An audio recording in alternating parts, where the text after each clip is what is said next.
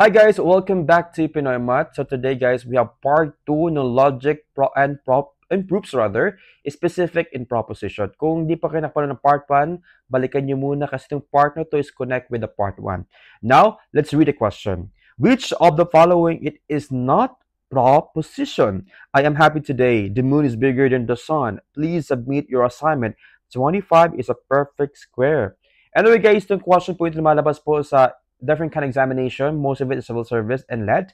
So if you know the answer, please comment first your answer in the comment section area. But if you don't know the answer, please continue to watch this video para magkaroon po kayo ng idea o yung mga stock knowledge na mabuhay po ulit. Okay? Para malaman natin guys, what is the proposition? So let's give you the meaning first na pinakita ko na sa part 1. What is proposition? Proposition is statement or sentence that can be clearly classified are you true or false. So, sa madaling salita, kung binabasa nyo daw po yung isang statement sentence, yung utak nyo mag-generate siya ng sagot na, ay, true yan.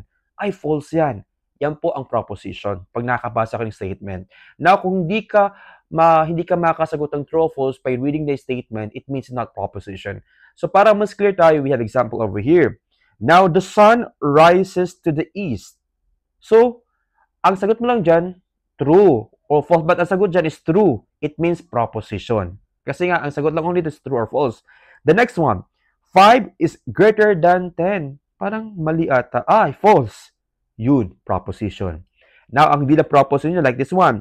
Are you going to the exam tomorrow? It is a question. So, hindi mo sabihin siya ng false, true. So, it means hindi siya proposition. Another one, please pass the paper. It is imperative. It's a command. So, hindi siya true or false. Please pass the paper. Okay, true.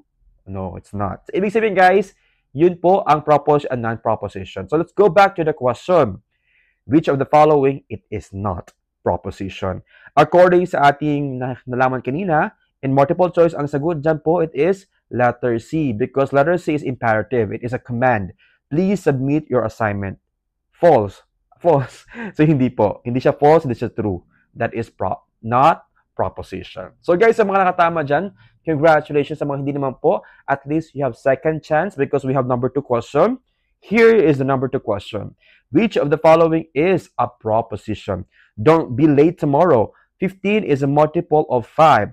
What is your favorite color? Open the window, please. God bless and good luck sa mga nanonood dyan and mabuhay po kayong lahat.